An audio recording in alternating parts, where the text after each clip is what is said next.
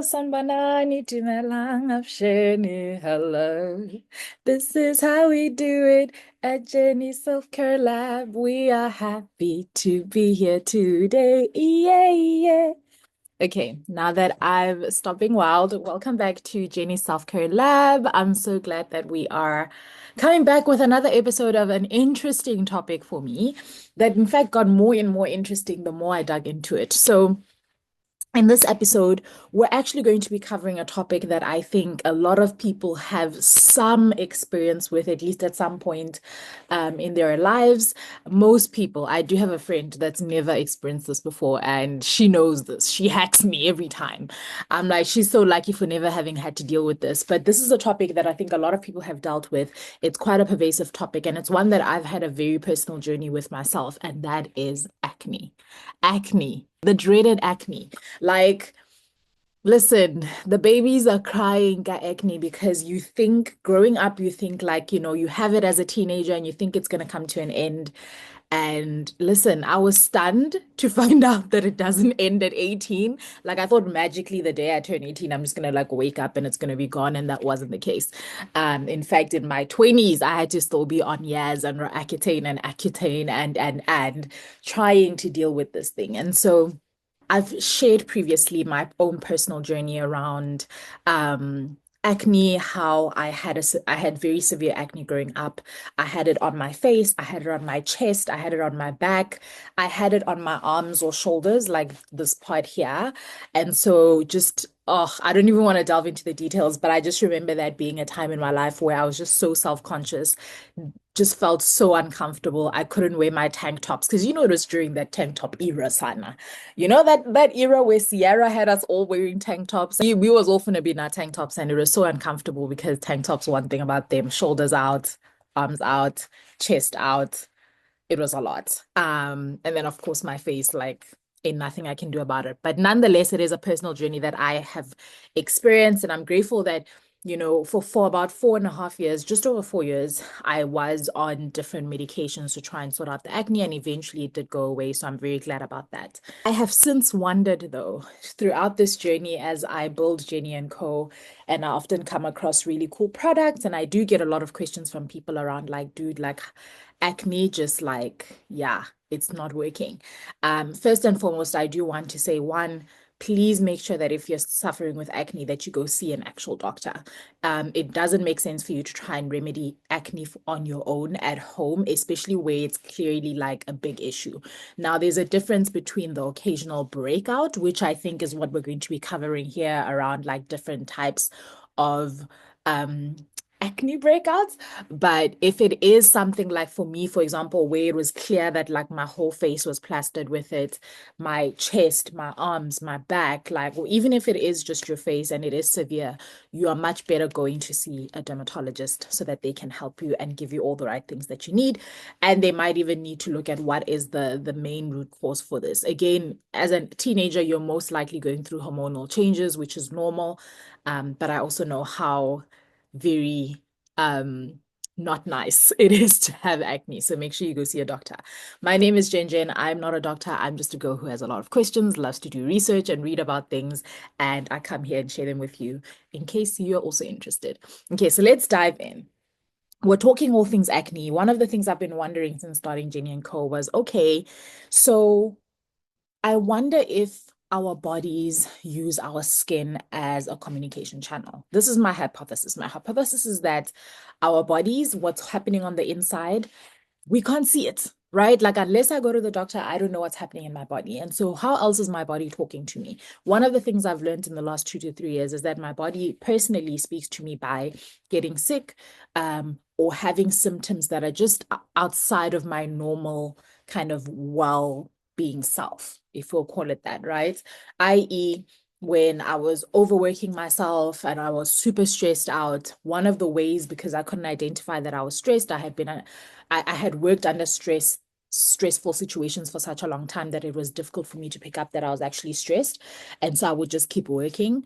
One of the ways that my body would communicate with me was getting sick, and getting sick to the point where it required me to like, not like, you can't do anything, like shut down, valley shop, mfetu, this is not working, kind of sick. And that was my body's way of being like, sis, we've been trying to tell you slowly that we are tired and you are not listening, right? So that was one way that my body was talking to me. Another way that I think our bodies talk to us is through our skin, which is such a beautiful thing because how else would we know what's actually happening inside of our bodies, right? Outside of course, like there are a number of other things you can listen to, like symptoms and whatever the case is. But I love that our skin is one of the channels that our body uses to say, hey, there's something going on here. There's something going on here.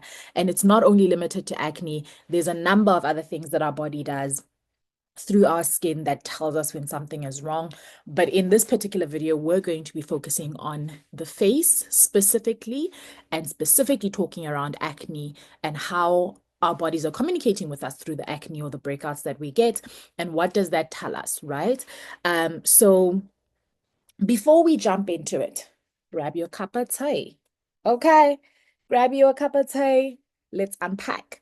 Now, in other videos, hormonal videos, we've talked a little bit about around like the different hormones and how each of them may impact either oil production within your body. And that's why sometimes within your cycle, as you approach your menstruation cycle, in your luteal phase, you might see yourself getting breakouts, which is, I think most women do experience this at some point or another, where they do get breakouts before their periods. And that's because of certain hormones being at a much higher level and so on and so forth, and other hormones being much lower. And as a result, your body is producing a lot more oil. And so some of the parts of your skin that typically are oilier will have breakouts. But there are different kinds as well of pimples that you might see, or breakouts or acne, i.e., blackheads, we all know them. Whiteheads, we all know them. There's others called nodules, and there's some that are called cysts. Now, there are a number of reasons why you would be getting acne, right? The things I'm going to talk about in this video aren't necessarily the only reasons why you're getting acne, because acne could be a result of health conditions, it could be a result of stress, it could be a result of your diet, it could be a result of genetics, it could be a result of hormonal changes. Like I said, it could be a result of medications as well. And so there's a number of different reasons, including hygiene practices. But I wanted to specifically kind of research this idea that our face and the skin on our face is telling a story, it's communicating with us, and what is it saying if that is the case. Now, remember that most research is typically going to be looking at there would have been case studies done, and that case study would have looked at a particular population in a particular area, looking at particular like criteria as well. So just because if you're listening to this and you're like, oh, this doesn't fit me, like, don't be alarmed, because all of us are unique and our bodies will tell us different stories, and our bodies will react to different things in different ways as well. So just remember that. But let's get into it. There is a concept that is called face mapping. Face mapping. So face mapping is essentially this idea that every part of your face is linked to an internal organ, which I thought was so cool. And this aligns very much with Chinese traditional medicine. So when you see something happening, not necessarily only pimples, there could be a number of other things, but whatever is happening on different parts of your face, it's telling you a story about what's happening with one of your organs internally. And so we're going to go through each of them. And for each of them, I'm going to share what the Western medication has shared with me in terms of the research that I've done. And then I'm also going to share from a Chinese medicine perspective, what does it tell us? So let's start at the top. We're going to start with the forehead. Okay, so the forehead is quite a huge area. There's the middle here, and then you've got kind of this parts that are just above the eyes, and then like a little bit to the sides there, but before you get to your temples, right? And then this would also count as part of your forehead, this like middle piece in between your eyebrows. So it's quite a broad area. One of the things that contributes to acne on your forehead is oils and hair products. So imagine, for example, when I spray my braids, I'm like psh, psh, psh, psh, psh, psh, and some of that psh, psh, psh is going, yay, it's landing on my forehead.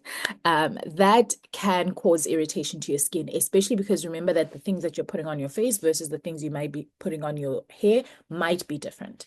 And so when you're spraying, you've got to be a little bit more careful. Now, one of the things I do lately is when I am about to spray, I'll either cover my face with like my hand, or sometimes if I find that the spray does like spritz quite a lot, I might put something like a cloth of sorts over my forehead, just that as I spray, it's not as hectic.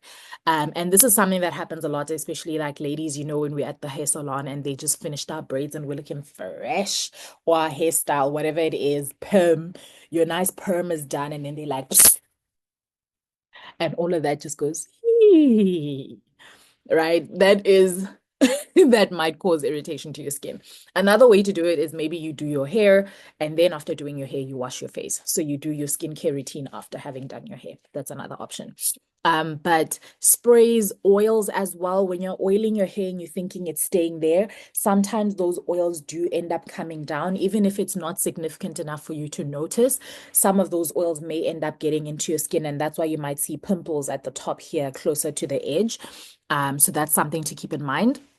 The second culprit for acne on the forehead is stress. Yes, we're back here. It's your girl Stress. She never lets us nap. She never lets us nap.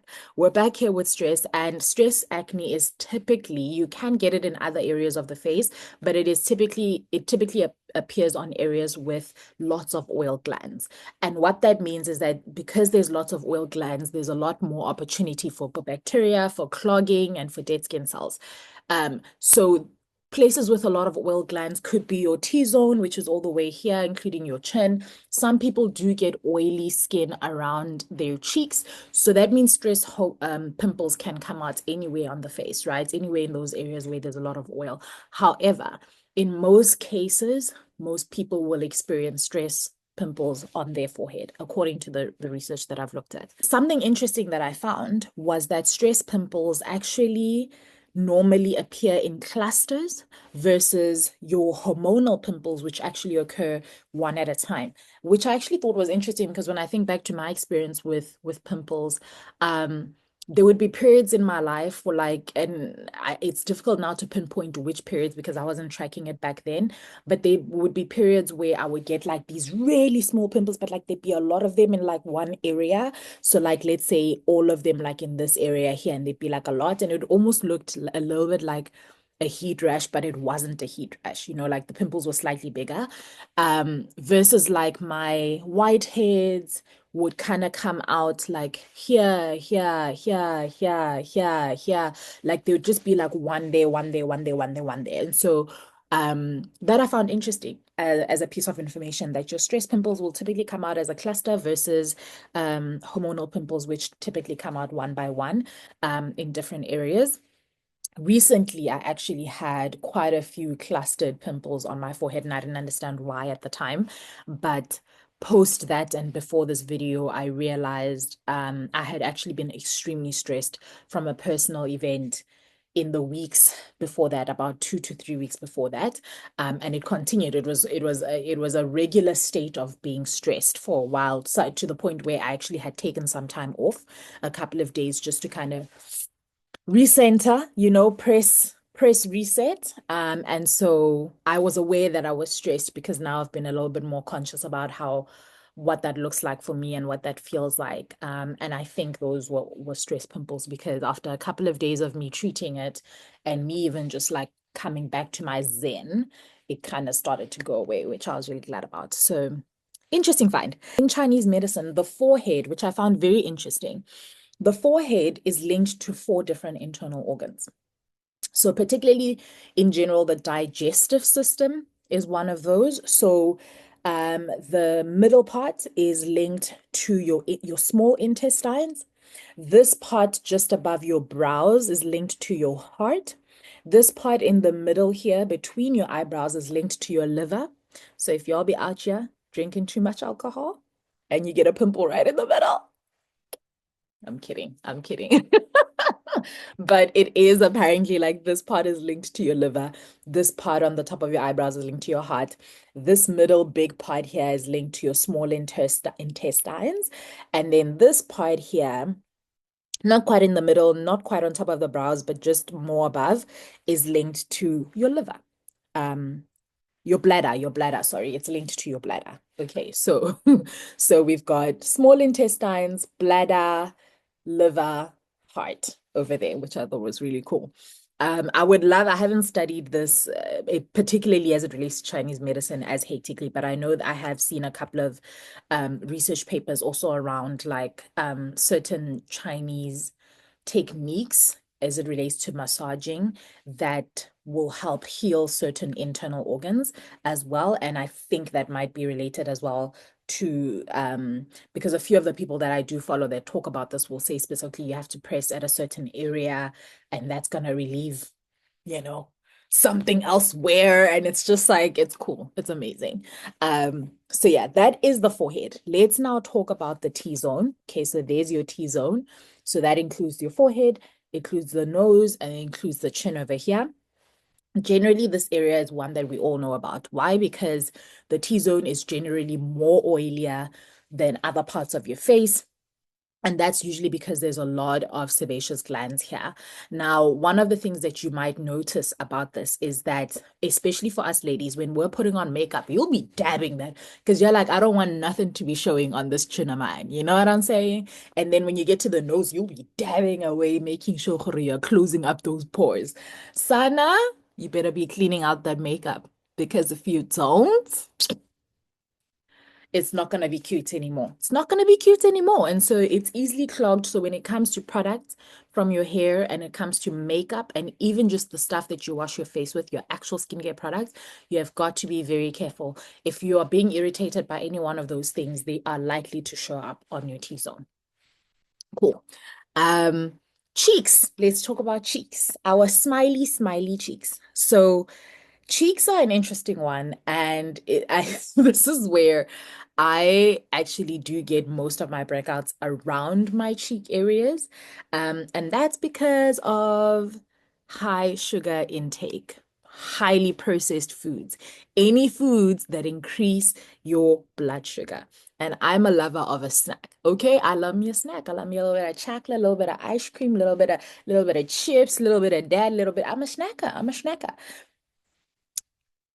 It all comes together. It all comes together. That snack you was eating is going to come up on your face and let you know that, babes, you're doing too much. Now, this doesn't mean every time you eat one thing that something's going to happen, but I tend to like sometimes overdo it, especially when I get cravings just before my period.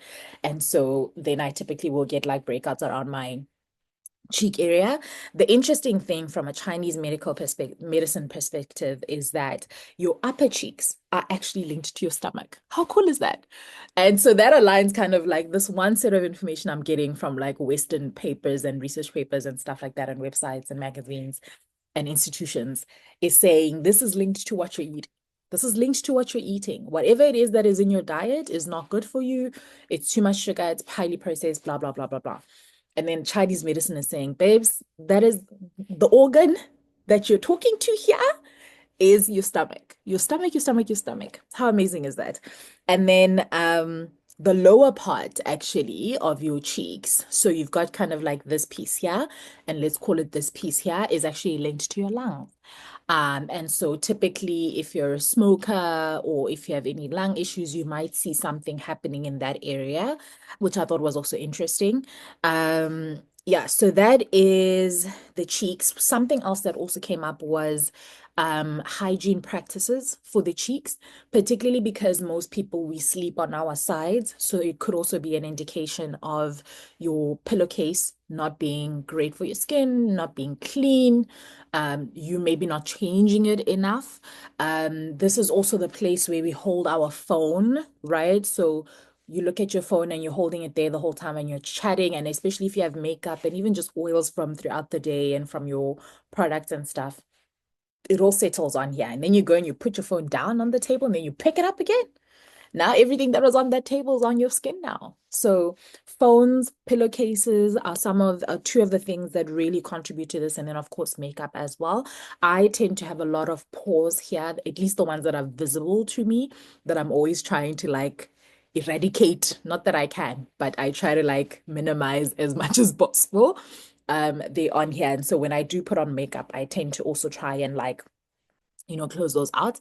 But it's super important to wash your makeup off properly. Otherwise, your cheeks are going to suffer. Um, Let's go down to the chin and the jaw. Talk about chin and jawline. Typically, this is where you're going to get hormonal acne. Okay. Now, hormonal acne, you could have hormonal acne on your forehead. Some people do get hormonal acne there. You could also get hormonal acne somewhat on your cheeks sometimes, but most times chin and jawline is where hormonal acne comes out. This is where you'll see those breakouts right before your periods. As we've explained, the hormones are changing, some are high, some are low. That hormonal acne typically comes out down there. One of the things that contributes to this is excess androgens or testosterone. We've also spoken significantly about progesterone and estrogen and how that impacts your oil production during your luteal phase. And so one of the other interesting things that also aligns really well, which I quite liked, was that in Chinese medicine, this area for you, for women, represents reproductive system. And so it was amazing that that's just the case. It's just amazing because your reproductive system, your hormones, two peas in a pod, basically. Yeah, so that was really cool. And then edges of face. So there's occasions, like we said, where your this is likely to be your oil products and whatever it is you're putting on them edges. When you're drawing your edges and laying them to the gods, whatever product you're using there, if you're getting breakouts, maybe you want to check it and change it. And then one of the other things that might cause acne in those areas is things like hats, right? Like caps. Like think about there actually are people that I've seen like who like to wear caps on a daily basis. If you're not wearing a clean cap and you're not washing your caps properly, you'll see pimples start to come out. If you are not washing your doek and changing your doek, you're going to see pimples come out because your doek is soaking up all the oils in your hair and even your bonnet and all of that stuff. Like you've got to either have two or three different ones that you can alternate with, or you've got to be washing it regularly enough that and not to say when you alternate, you don't wash it. You guys get what I mean. Is like you need to make sure that it's clean and you're wearing one that's clean as regularly as possible so that you're not giving yourself breakouts. And then also hair bands, right? So hair bands, I know when my hair is not in braids, like I'll tend to, or when my braids are old, I'll tend to like put on like a hairband to just kind of hide the oldness a little bit. I know also the girlies, when we're putting on wigs and we're laying those wigs, sometimes that glue and all of that stuff, if you have sensitive skin, could be very irritating to your skin. So just be careful about that. So this is all around the hairline and just like the edges of our face, basically. Again, other people that also wear earrings, especially huge earrings that kind of touch maybe this part of your face, be careful that you're also not like your skin, the skin on your face might be a little bit more sensitive, and so it might be sensitive to whatever material your earrings are made out of. So just something to keep in mind as well. And then of course, if you're somebody who loves to wear gadgets, you always have your ears covered listening to music, that stuff also collects dirt. And so you might be putting it on and they might maybe be like very big ones touching parts of your face here on the edges that might also cause a breakout. But nonetheless, that is it. I found that super cool. I found that super amazing to learn a little bit more about that. And I hope it's been useful to you. And I hope that you'll start to learn your own skin, learn your own face, see how it's communicating with you. Again, these are the general things around what our faces are telling us. But for you, you might have specific communication that your face is telling you. You might have specific times when things are happening for you in terms of how your hormones and things change throughout the month. And so super important for you to be tracking your own journey and to kind of be learning your own body and how it is talking to you. Have a fabulous day. Annyeong.